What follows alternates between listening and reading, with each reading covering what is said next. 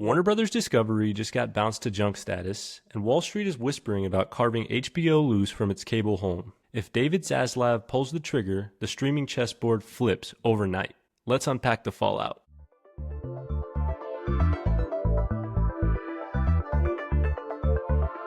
Welcome back, everybody, to the OFFBEND podcast, the place where you get all the latest industry news, reviews, and highlights going on with the company at OFFBEND and the film industry at large. As usual, we're going to start out today with our industry news segment. Today's top story, Warner Brothers Discovery's possible breakup. Obviously, as you heard, they have a credit rating now of a junk rating, which is, in business terms, not good. It means that banks should be wary of lending them money. They have $34 billion in total debt, and a split from HBO could double the equity on paper, but still it would choke HBO with leverage. I think there's a lot to be said about this. Warner Brothers is a very historic company in terms of the American kind of film entertainment divisions. I think, they have a lot of history, especially with, film technology and inventions and patents and things in that regard. They also have an extensive character and intellectual property library. They've done things such as the DC characters, and they've adapted Harry Potter into film, all these things, massive franchises. I think,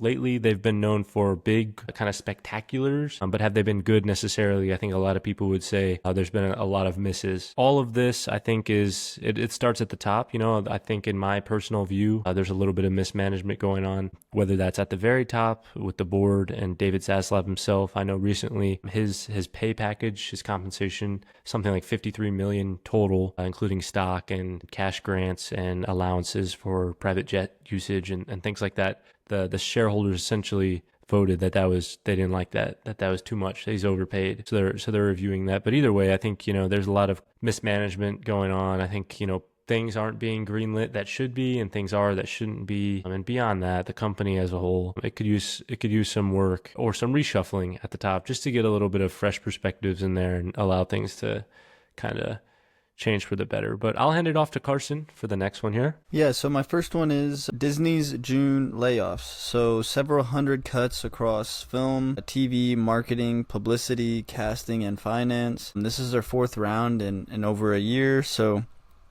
this is just a sign that even such a big company like Disney can't really handle such bloated overhead. It really shows that you want to really prepare that foundation before you get too large, and maybe that's something that Disney didn't really see when they first started out, that they might not be able to handle such a large business at that point. But moving on, ESPN unveils a $30 standalone streamer, a two-tier model, so Disney Plus and Hulu bundle play. This is just betting on that diehard sports fans will pony up premium pricing. I know that I won't do that, so I guess I'm not a diehard sports fan, so $30. You never know. Yeah, that does sound like a lot. Yeah, I don't think I would buy that either. And I love sports, but I'm already paying for all the other streaming services. The NFL games are on Netflix now, for God's sakes. You got to have everything. The YouTube TV, the Sunday ticket, I guess they're not on HBO, but there's NBA games on HBO Max, which is HBO Max again. If you guys aren't aware, they're going back to HBO Max. They didn't like the name Max, apparently. Going back to my talk about mismanagement, they're at Warner Brothers Discovery. I think there's a lot of weird things going on there, but I digress. I'll go ahead and dive into the next topic here, which is a little box office snapshot. Really, I just wanted to illustrate how good Lilo and Stitch is doing right now. This past weekend, June 6th through the 8th, Lilo and Stitch three-peated at number one with $32.5 million. But the interesting one here, from the world of John Wick, Ballerina, starring Ana de Armas, Norman Reedus, has a little bit of Keanu Reeves in there. I've heard. I haven't seen it. I want to. Hopefully we'll get to review that here soon, but it debuted with a $25 million opening domestic weekend, which is good. That's crazy good for a movie of that stature. I'm kind of confirming that, the John Wick universe clearly still cashes checks. To round it out there, though, we've got Mission Impossible: The Final Reckoning, the 8th installment of the legendary Tom Cruise-led stunt-heavy franchise, with $15 million. The new Karate Kid Legends movie, which I have not heard hardly anything about, so this kind of shocks me,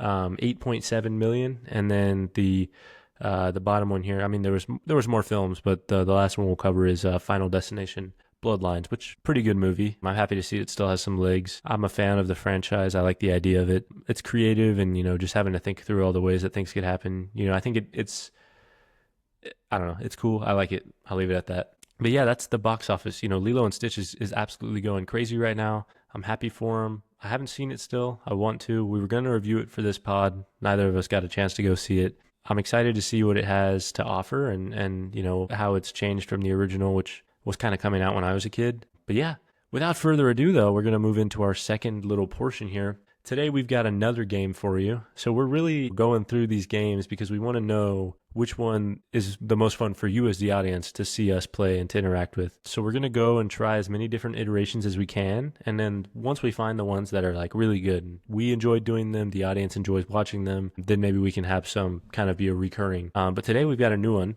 It's called Budget Blackjack. And here's how it works. So each of us chose 3 films and we wrote those down, but we didn't tell the other. The other one, or I should go back, it was either films or TV shows. And for TV shows, it's on like a season level, not like a total show level. One host says a title, the other host has 15 seconds to guess the reported production budget and say that out loud. And then I'll go ahead and share my screen and we'll go ahead and look up the actual production budget. The difference there is the score of the individual that was guessing. If the lower score wins, so it's like golf scores essentially. So the gap between the reality and the guess is kind of our hand, and that's what we win after the 3 rounds. Now here's the kicker. Now there's some consequences. The loser has to cold read next week's sponsor post in the worst infomercial voice. And if we don't have a sponsor, that means you have to make up a fake sponsor and read it. And you have to do it all off the dome, no scripting. So did you just come up with this? Yeah, we're really raising the stakes here. I think it'll be a lot of fun. That's the first time I'm hearing about this. It'll be a lot of fun. But yeah, Carson, I will go ahead and give you my first one. I'm gonna throw you a curveball here. I'm gonna give you The Boys season 3. Ooh, just season 3? I only have 15 seconds. Have my 15 seconds started? Yes, you're cooked. I want to say 30 million. Okay, that might be, well, I've got the answer up here. That might be way too much. Everybody. Or way little. On the contrary, my friend. Here's what we got here. This is what we were able to come up with. The Boys season 3 production budget was a whopping $11.2 million per episode, likely having a budget around $90 million, considering it was an 8-episode season. So Carson, that's crazy because that was the first number that popped in my head. We'll go ahead and estimate that at 60 million. So Carson's got 60 million points. I'm shooting for a double bogey here, so I think we're right on track. All right, your turn to give me one. Let's go with Spider-Man: No Way Home. Dear Lord. Okay. Give me 160 million. I'm actually curious on this one. I'm locking that in. Up. Okay, No Way Home. Say on here, budget 200 million. What did I say, 160? Sure. Okay, so that means I got a 40 million then. Okay, so I'm leading it by 20 million right now. That's pretty good. Nice. Is that enough zeros? Yeah, that's perfect. Okay, my next one's really going to throw you a loop here. Oppenheimer. Gosh, I can't remember. Did they use CGI for the explosions? I don't think they did. I think they used... I mean, obviously not I think it was as practical as possible, yeah. Yeah, obviously they didn't drop a nuclear bomb. I want to say 200 mil. Okay, you locking that in? Yeah, I'm locked in. 100 mil. Damn, Spider-Man really costs twice as much as this. That's crazy. That's crazy. All right, so that just added another 100 million to your score. I hate to say it. Looks like you're not winning this game. So my second one for you is Avatar: The Way of Water. 450 million. I was gonna say it's up there, man. I'm gonna give it 550 million. Okay. I'm gonna lock that in. Man, I'm scared. 450 million. Dang, I should have stayed with that. Let's go. I was close. Add that 90, bro. Add that 90. All right, you got it. All right. Well, I'm gonna wrap you up with a good one here. The Novocaine, the Jack Quaid film we did review on this podcast. We did. Was episode 3. Almost picked that movie too, but then I was like, we did a review on it. I'm gonna go 50 mil. I'm locked in on that. 50 mil. 50 mil. Okay, let's see what you got. 18 million. So that's an extra Yeah, I 42 knew it million was. added I to knew your it was. tally. It was less than that. I just couldn't see it being more than 50 for sure. Totally fair. Let's go with Top Gun Maverick. Oh no. Oh man. Okay, there's a lot of jets. So those cost a lot of money to rent. Oh man. Top Gun. Well, I mean, the Mission Impossible movies I know are very expensive. So Tom Cruise can clearly get money to make movies. Give me 300 million. Give me 300 million. I want You locked in? No. Give me 230. Give me 230. 230. Yeah. 177. So I was down by about 60. Which means I beat you. Which means I'm going to take those bragging rights all the way home. Oh, sorry, I forgot a zero here. I beat you by about $12 million. And you really screwed me over with the Avatar one there. I got you. Imagine I guessed 100 million on that. Budgets. I'd have been cooked. Yeah, I'd have been cooked. No, that was good. That was a fun one. I like that. If you guys want us to do any movies in the future, or even just react to how egregiously high the budgets are, we're happy to do so. Just leave them in the comments on Instagram, Facebook, YouTube, Twitter, TikTok, MySpace, Mastodon, Blue Sky, Vine, Craigslist, any of the above, you know? Anyways, that was fun. I enjoyed that. I'm going to have to practice that voice for the intro. For sure. I'm going to keep sharing my screen here, though. The next section here I want to cover is the kind of meat and potatoes of this podcast segment, but I want to rank every major streaming service on a few different criteria. And that's going to be, we're going to make this live. This is all coming to life right now. It's not necessarily a game. It's more like a discussion, but I want to have a way to keep track of what we say. So we're going to have the categories here, and we're going to give a 1 to 5, a 1 to 5. So it'll be a 1 or a 5 for each streaming service. So we'll do the streaming services up here. We'll start with Hulu, Disney Plus, Apple TV Plus, HBO Max, Prime Video, and then Paramount, right? Is that, no, Peacock too, yeah. Peacock and Paramount Plus. I'm sorry, I can't see if I type that in right. Yep, there we go. I think that's it, right? Am I forgetting anything? YouTube TV? Yeah, I don't think that would really count. They don't really come out with anything. I guess Netflix. I totally forgot Netflix. How do I forget Netflix? That's crazy. Yeah, that's. But we're gonna rank them on content velocity, hit rate, monetization. So how do they make their money? And then brand heat. So how hot are they right now? We'll start by ranking each category individually for each one, and then we'll go all the way down the list. And then the sum of each category, the score for each one, the highest one wins. But we'll make a ranking tier, and then we'll go through each one from bottom to top. So I'm going to actually hide this row so you guys can't really tell. And if you can do math well, you'll be able to see here, which is why the screen sharing is going to end now until we've completed this task. So let's get started. For one, content velocity. How often are they coming out with new stuff? Hulu. This is an interesting one because not a lot of people watch stuff on Hulu, at least in my experience. I don't watch a lot on Hulu.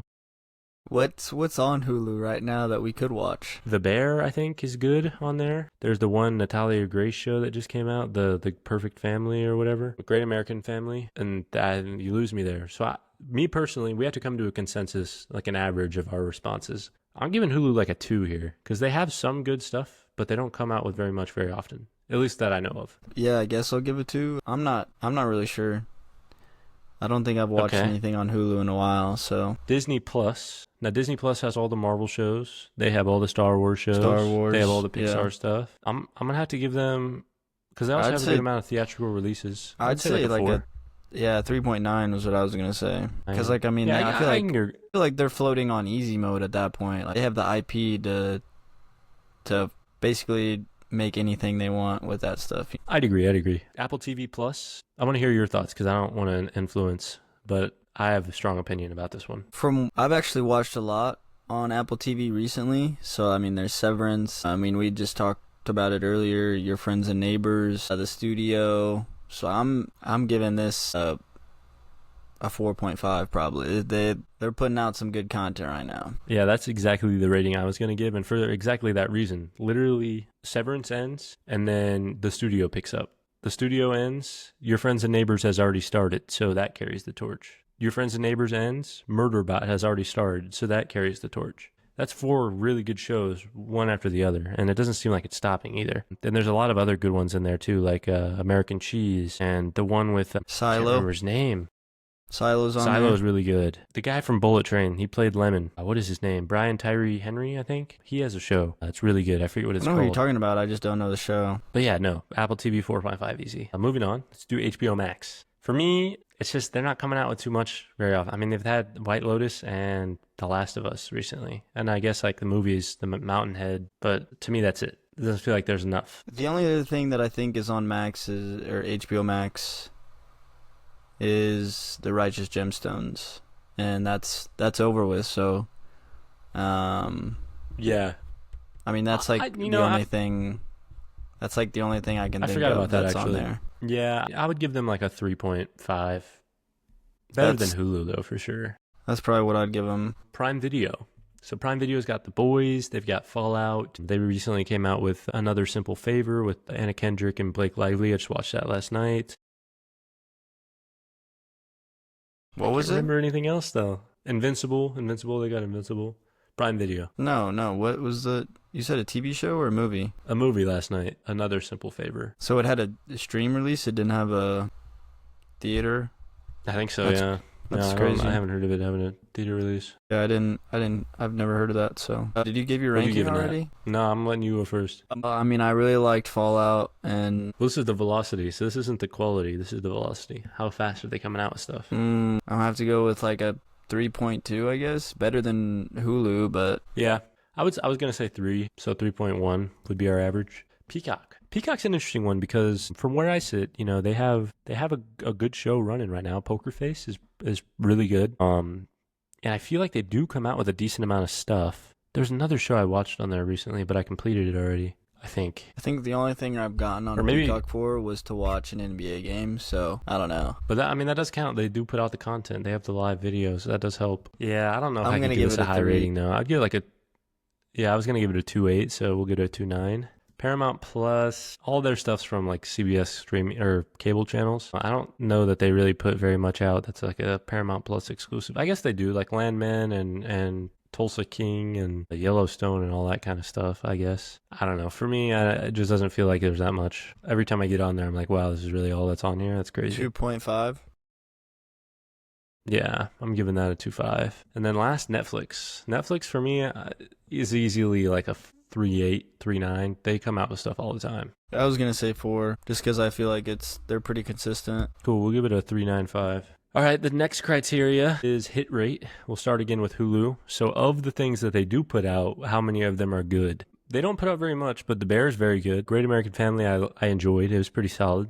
So I'd give them like a 4 in this category, because they don't put out much, but it's all pretty solid. Yeah, I mean, I haven't seen the next couple seasons of The Bear, but I watched season 1 and I liked it. So, I mean, just based off of that, I'll give it a 3.5. Okay, so 3.75. Disney Plus, this is where it gets a little dicey for me because they do put out a lot, and it's all coasting on their old IP. I don't like all the Marvel shows they put out. I don't like all the Star Wars stuff they put out. You know, there's some that I really like. Andor. I really liked Obi-Wan. Controversial. The Daredevil show is pretty good. I liked the Hawkeye show. I liked WandaVision.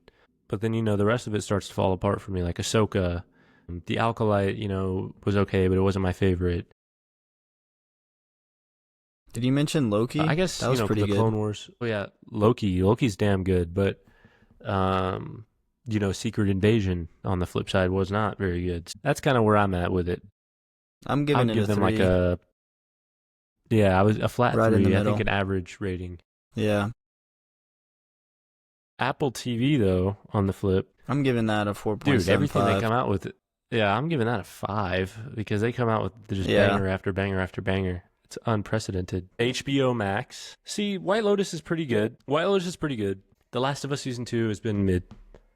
Or was mid, I guess. It's over now. Yeah, I haven't seen it. I saw season 1, but after like And the then, first couple episodes and outside people of were that, like, the critics were not really too high on it, I was like, I don't see why I need to watch this then. yeah. In the second game, Ellie was like this ruthless, evil, like serial killer after what happened with Joel. They just didn't capture that in the show like at all. Like she was so timid and almost fearful at all points in her expressions. The way Bella Ramsey portrayed the character, whether that's because that's what she's limited to talent-wise, or that's because of the way the writing and directing made her be. I love Righteous Gemstones. You know, there's the quality of things like Entourage and Game of Thrones and Silicon Valley and Succession and Barry and all that. It makes me want to say this is better. White Lotus is pretty good. I'll give them a 3.9. Yeah, I was gonna say around like a 3. Cool, we'll give them a 3.85. Prime Video, Invincible's damn good. The Boys is damn good. But outside of that, Fallout's damn good. I feel like their movies are not very good usually. I mean, I like Ricky Stenicki a lot, but I didn't really like the Aquafina lottery game movie. That didn't interest me that much. I don't know. What do you think? What is this again? Prime Video? Yeah. I don't know. I'll give it a 3.5 just because I'm not really too sure about what movies I've seen on there. Yeah, I'll give it like a 3.8 or 3.9 because Invincible's really good, and that makes up for a lot. So the 3.75 is what we'll average it out at. Peacock, Poker Face is really good. The sports games I watch on there are usually pretty good. So I'll give them a flat 3. Wait, what is this again? Peacock, dude. How you forget Dude, 2 in a row? Peacock. I think I'm like lagging over here or something because I don't know. I'll give it a 3, yeah, because there's just not a lot of what stuff I watch on there. Paramount Plus, I'll say they don't come out with very much, and I've not really seen a whole lot or been wanting to watch a whole lot of what they do come out with. I've heard Landman is good. Obviously, all the Taylor Sheridan stuff is good, apparently. I've never seen most of it. I'm going to give them a 3 because there's just no other. I want to be unbiased as possible here, so that's like an average. What do you think? Yeah, I'll give a 3.2. Word. Okay. So now we have... Is it Netflix? Netflix here. Netflix is next. So Netflix, you know, they come out with a lot of stuff like miniseries like Beef and Adolescence and the one about the basketball team in LA. They come out with a lot of good stuff. They come out with a lot of duds too, though. They just have a really high quantity, like a really high output. I'm going to go ahead and give them a 3.2, 3.3. What you think? I'll give it 3.5. Okay, so a 3.4. Let's call it a 3.4. Next descriptor, next quality here is monetization. So how do they make their money? Is it through a lot of mid-roll ads? Obviously, that would be like a low rating. Or is it more just subscription? You pay, you watch what you want. Or is it like you have to pay extra for no ads or stuff like that? Hulu, terrible. The ads are just, they're awful. There's so many ads unless you pay for the ad-free version. Maybe that's why I haven't gotten on Hulu in a while. Yeah, it's bad. It's real bad. I'll give it 1.5 then. Yeah, I'm going to give it a 1, so I'll give it a 1.25. Disney Plus, same deal. They have a really cheap no ads version, but they have a lot of ads. I would say it's a little bit better than Hulu, though.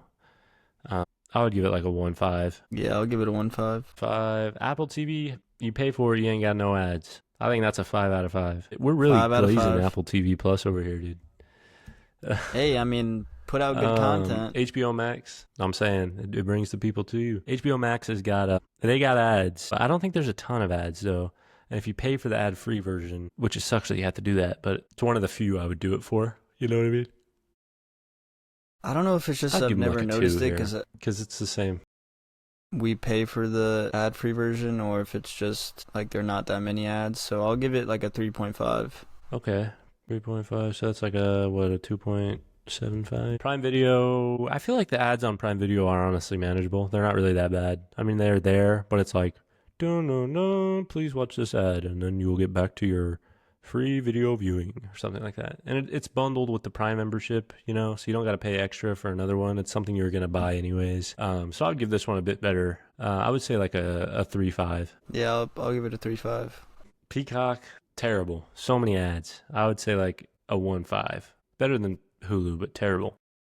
I'll give it a 1.5. You don't know nothing about no Peacock. Paramount Plus. I haven't really noticed any ads. I think you pay for them and you don't get no ads, but Maybe they do have ads now, and I just pay for the ad-free version. I don't think I've ever had ads on there though. And if it is that way, then their ad-free version is pretty cheap because I only pay like $13 a month.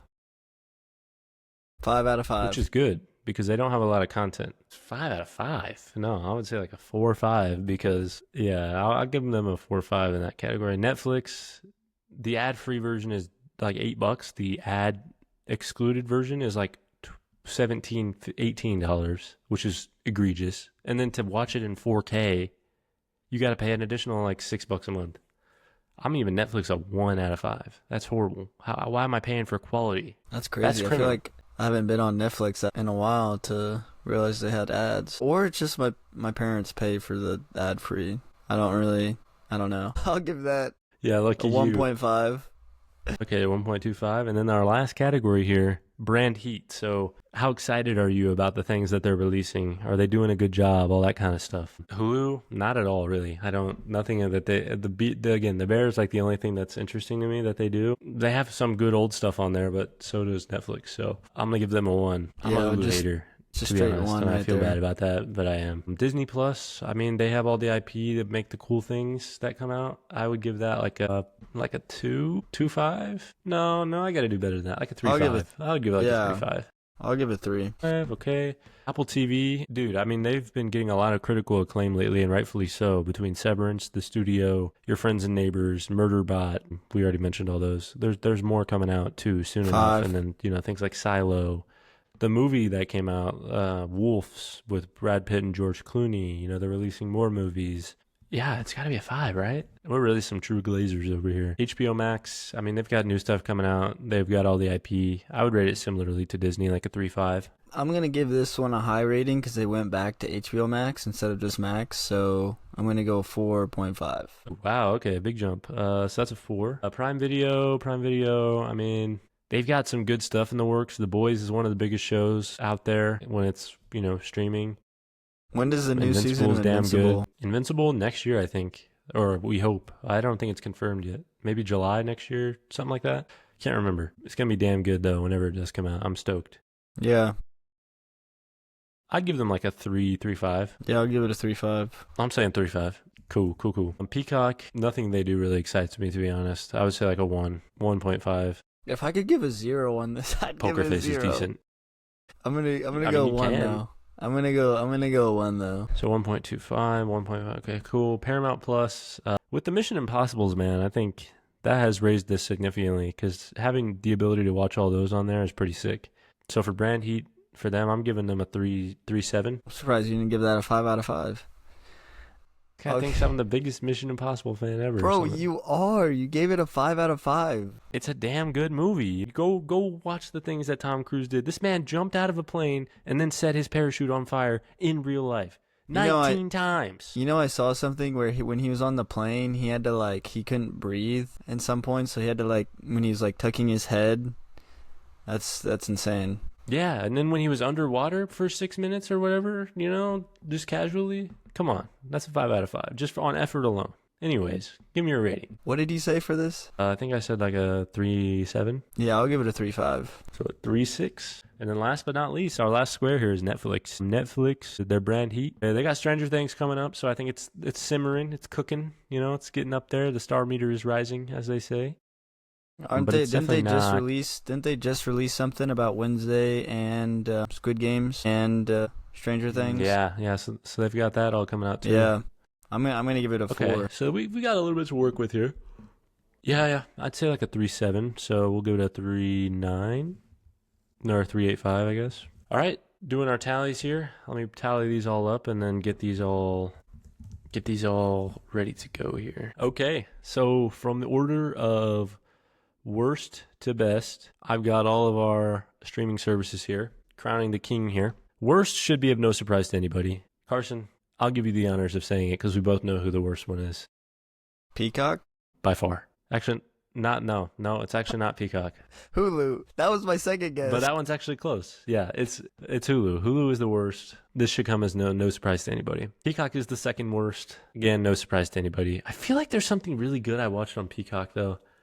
I'm paying myself for forgetting. Maybe it was like The Office or something, though, which I had already seen. And so, yes, I like it, but, it's not a Peacock thing. You know what I mean? Anyways, so it goes Hulu, Peacock, and then for our next entry, I want you to guess which one it is, just because I'm curious which one you think, because the next ones kind of blend together, for me at least. It's either Prime Video or Paramount Plus. No, it's not. It's Really? Disney Plus. Disney Plus only got an 11.65 out of 20. Scored absolutely abysmally. Is Paramount Plus and Prime Sorry, Video Disney. like next after that? Because there's no way they're not. They're low. not. What? They're not. Guess what's next? Above that is Netflix with a 12.45 rating. And then after that is Paramount. Paramount's after that. And then Prime Video. And then HBO Max. And then Apple TV. So the full list is read like this: Apple TV, HBO, Prime Video, Paramount, Netflix, Disney, Peacock, Hulu. Honestly, that aligns pretty closely with my personal beliefs. So I feel like we hit that out of the park. I think that was a good job. Let us know if if you're a Hulu fan or if you're a Disney Plus fan, or you for some reason like any of these more, or you disagree wildly with our rankings here. I'm curious to hear what everyone has to say, because I know, there's a lot going on, okay? There's a lot going on. I feel like the next pod, we should have that same ranking and then compare it to the pricing and then like see which one is worthwhile to subscribe to, Like a value versus budget type of deal. Yeah. That's pretty good. Yeah, I'd be down for that. But yeah, Because then speaking of Apple TV though, our next little segment. No, go ahead. Oh, I was just gonna say, like, then we would actually know the pricing of the ad free, like, oh yeah, that's good. basically to the consider, different. because I was kind of just going off memory here. For one reason or another, though, this at least illustrates how we perceive these things. Maybe not this isn't their true ratings or values, but this is just how it's presented to us. And I use every single one of these like regularly. So it's crazy that there's 8 of them. Dear God. And I feel like by the time the next pod comes up, I'll know what's on Peacock because I'll be interested. Yeah. Go give that a look for me and let me know what you rate it. Hopefully it's not worse than what we gave it. It scored really bad on monetization and brand heat. And obviously, brand heat is clearly not good because you don't even know what's on Peacock. Yeah, the only thing that I know that was on Peacock for the longest was like the whole like NBA basketball. Like that was the only time I feel like I remember hearing about Peacock. Yeah, it's valid. I watched a lot of Purdue basketball in there. Boiler up. Anyways, Apple TV, though, scored the highest. If you guys haven't watched any of the Apple TV shows, I highly recommend you go check those out. They're really, really good. High production quality, high production value. The acting is great. It's stuff that actually makes you want to watch. And it's serialized. They released weekly, but you want to watch. The next week when it comes out, you want to see what's going on. And I think that is the truest test of TV.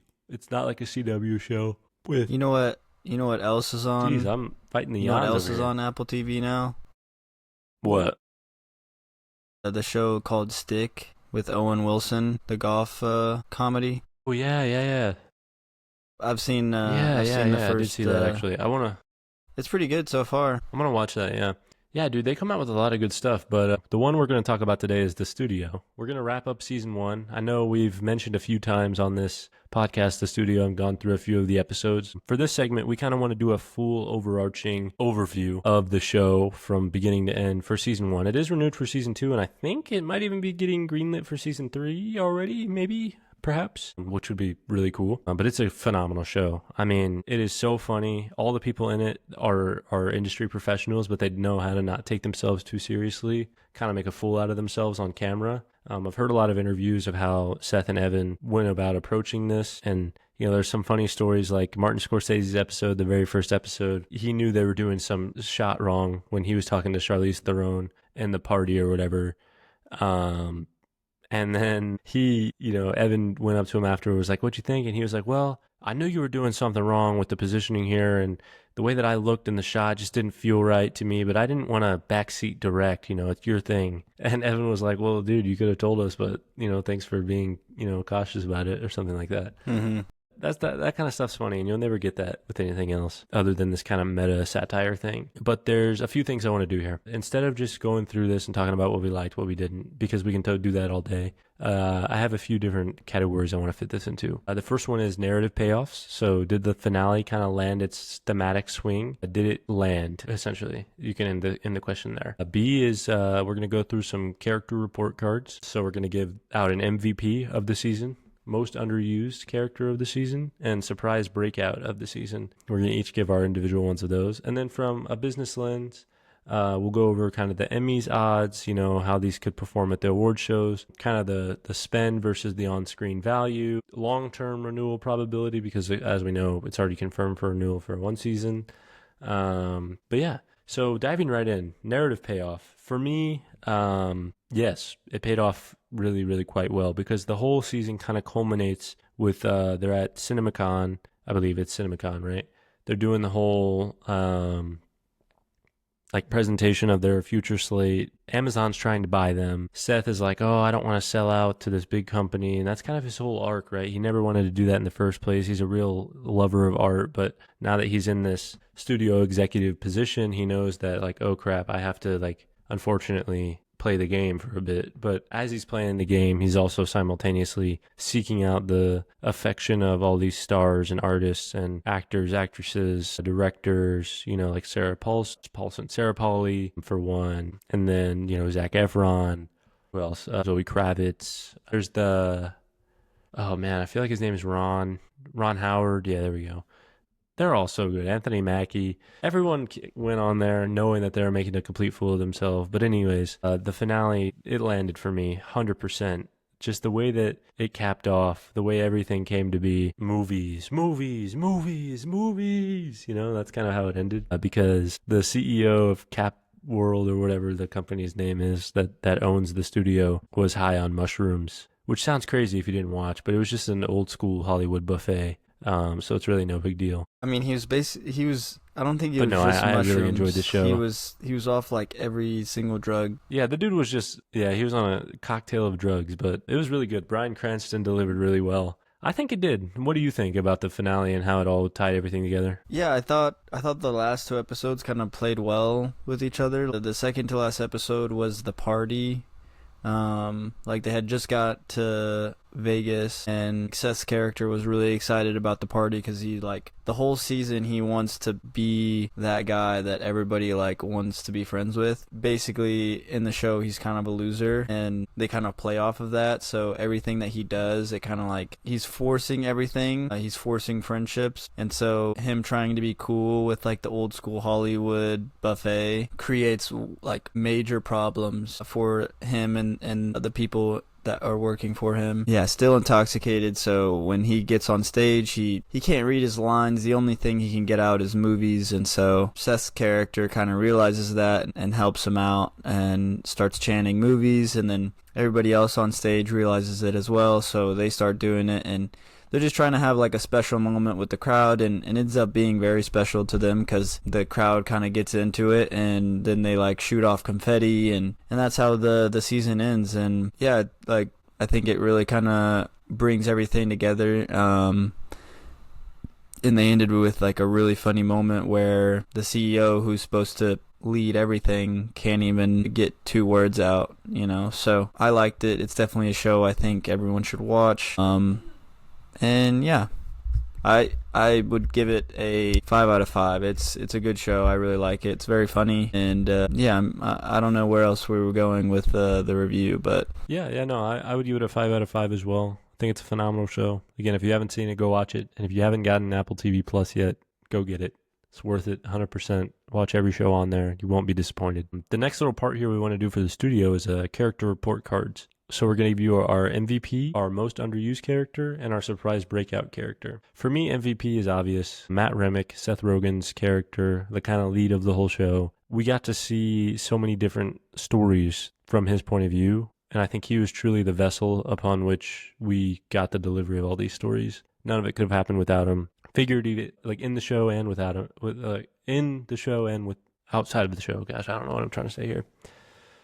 But yeah, it was actually really, really great. I liked it. So what do you think? Who do you think is your MVP? I think I have to go with, I'm blanking on his name, basically his best friend in the show. Thank you, Sal Saperstein. Yeah, Sal. I was thinking Sam for some reason. I was like, it's not Sam.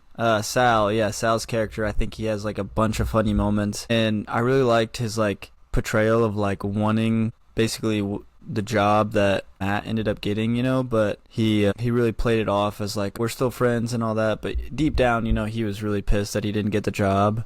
At some points, it's almost like he has the best job in the world because he knows he's not like responsible for a lot of the shit that ends up happening that Matt kind of has to deal with. So it's stuff like that he kind of really played his part in the sense of he really showed like at times like pissed off, and then other times like, oh, well, maybe this isn't so bad and I can just kind of be here and not take all the heat for this. Yeah, I really liked his character too. Like you said, the thank you Sal Saperstein, I like that episode where he got a lot more recognition than Matt did, even though Matt is the studio head. So yeah, that was funny. And then I think for my character that was most underused would be Bryan Cranston, the CEO. Like, I think every scene that he's in, he like kills it. I know you don't want to overuse him because at the end of the day, he is really just that guy that runs the company and has all the money. He doesn't really get too involved with the films. I know in the first episode he really wants the why am I blanking on it? The Kool-Aid, yeah. He really wants the Kool-Aid movie, but other than that, he kind of lets Matt do his job, and then he lets Matt know in the second to last episode that Amazon is trying to buy them, and so he kind of like freaks out, and then he kind of like that's the scene where it almost foreshadows Bryan Cranston's not being able to read his lines because Matt wants him to go like practice saying his lines, and Brian's character is like, no, like it's easy, I can just read it off the prompt, like why do I need to practice that?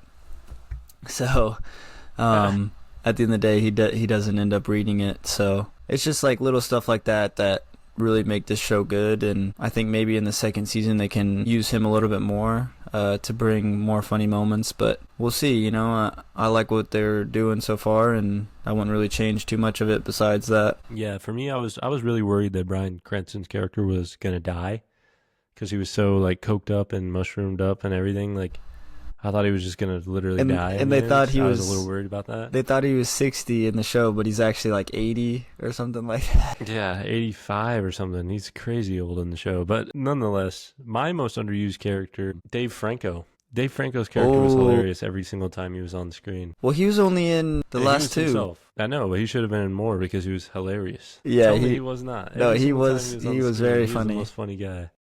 Take me to the hospital. Yeah, exactly. And he's like, man, you are fucked up, man. And he was like, so you changed your mind when Zoe Kravitz starts eating the chocolate, and he's like, what? The mushrooms, dude. What are you talking about? No, he's so funny. He's like, these guys just beat me up because I cheated at poker with my magic tricks. I mean, he's talking about Now You See Me. He's like, I'm gonna go get hammered and then say my lines in an hour or something like that. He's so funny, dude. He's my underused for sure. He's also in the episode with Ron Howard because he's the other character in the Anthony Mackie film.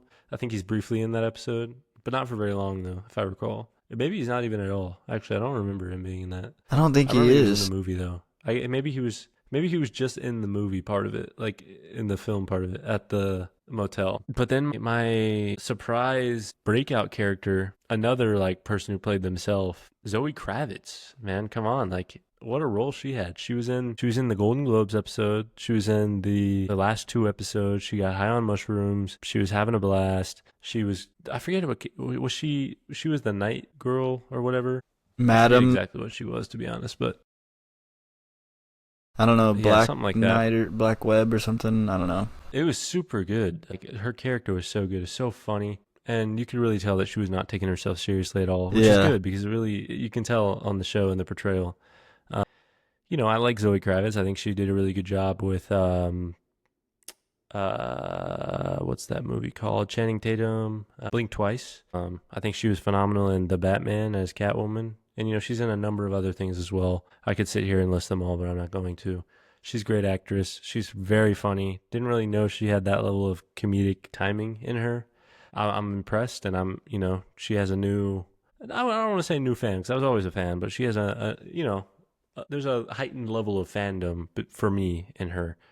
Now, I've always respected her, but maybe now I'm more interested in her and what she's done, and I'll go seek out more of the things that she's a great director, great actress, she's funny. That's my breakout. What about you? I don't know. I'm trying to think. I liked Ice-T when he's in when they're announcing it's the episode where they're trying to figure out the actors they want for the characters, and so. You mean Ice Cube? Yeah, Ice Cube. Yeah, damn.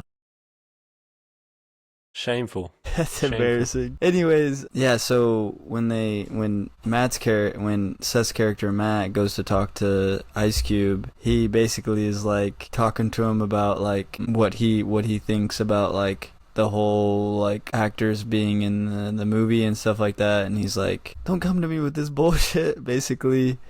And then when they basically present the film at the end of the episode, there was like a small detail earlier in the episode where the director, he's like, "Hey, I'll need like another like $2 million for the budget," and Matt's like, "No, why do you need that?" And he was like, "Well, it's either that or I'll have to use AI to create some stuff for the film." And Matt's like, "All right, yeah, do that, but keep it on the down low." And so literally the first question they get asked during the presentation at the end of the episode was something about like them using AI, and so he's like stunned, and then Ice Cube turns on him and is just like saying it's bullshit because he doesn't want bad press. So I think it's just funny that he's only in that one episode, I think, so I just thought it was really funny how he kind of turns on Matt super quick just to kind of save face. But no, I liked his character. I think him playing himself was funny, and maybe we'll see him in season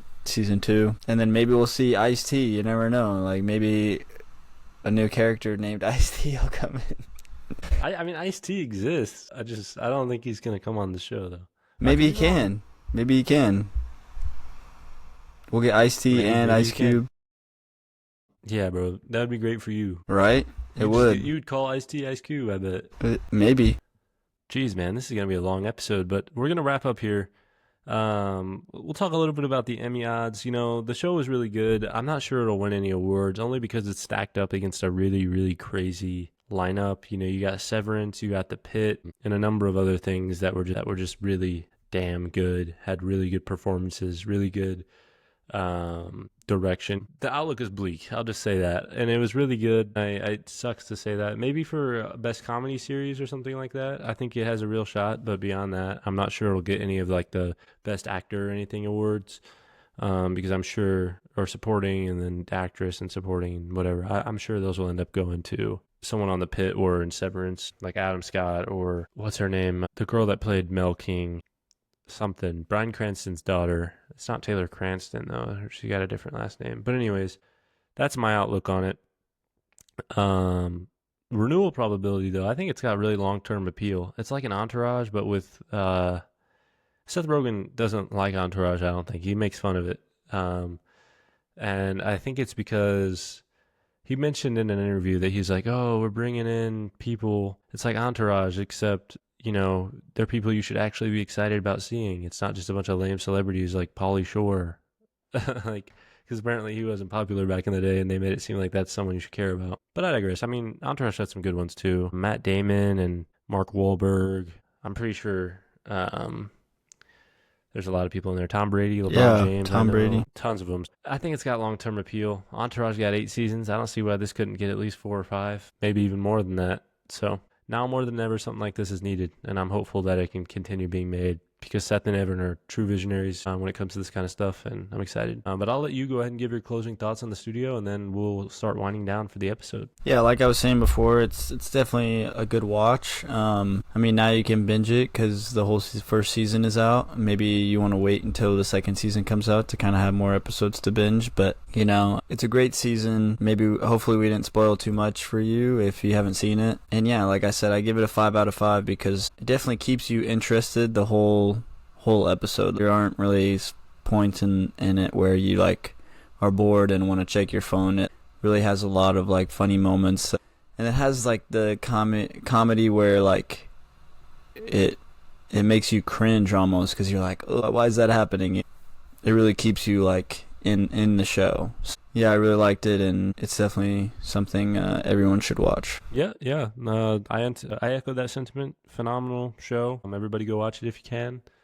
And if you can't, let us know why, and maybe we can do something for you. I got some codes lying around for some free Apple TV Plus, so say the word and it's yours, because I don't need it. But yeah, everybody, thanks so much again for watching and supporting the podcast. It truly means the world to us. This is episode 8. Can you believe it? We are finally past the episode 7 hump that was once set out for us when we first started this whole thing.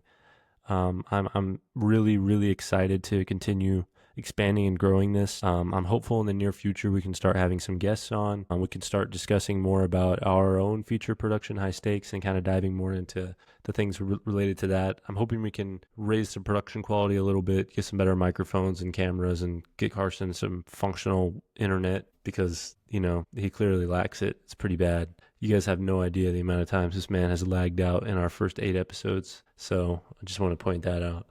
I feel anyways, without throwing Carson under the bus, if you would like to support us, I feel like we make it pretty known when we lag out, like technical difficulties, but hey, there's no we. I don't lag out. You lag out. No, I'm saying like we let it. I have stable be internet known. connection. This dude has 5 megabit per second connection or something. I had better internet when I was at school. This dude's living in a microwave. I don't even know what's going on with that. Anyways, if you'd like to support us, you know where to find us on all our socials. It's at OFFBEND on Instagram, at OFFBEND Studios on X and TikTok, OFFBEND on Facebook, at OFFBEND on YouTube. And if you'd like to go to our website, it's offbend.com. If you'd like to sign up for OB7, our premier membership program, where you can get free popcorn at the movies every single month, fully reimbursed regardless of the price, whether it's a small, medium, or large. You send us the receipt, we'll send you the money back.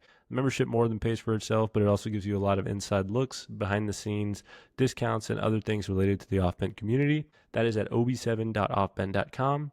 If you'd like to buy some merch like what I'm wearing here to support the feature film High Stakes, this is the High Stake corduroy cap. We have it in this style and an older logo style as well that's more evocative of the 70s. We have a number of other things on there as well, such as our made-for-the-screen apparel collection and our auteur collection, and then we have a lot of off-brand branded merchandise as well. If you'd like to support that, again, is at shop.offbend.com, and then highstakes-movie.com if you want to learn more or donate to the movie. We are forever and eternally grateful for each and every amount of support. Beyond that, liking our videos, commenting, telling us your thoughts, letting us know what you think, all of that is ways that you can support us as well without even lifting so much as a single cent. So again, thank you so much for all the support. We truly appreciate it. We hope to see you here again in 2 weeks. And that's all for me. Carson, I'll let you close it out. Yeah, thank you so much. And until episode 9. Thanks, guys.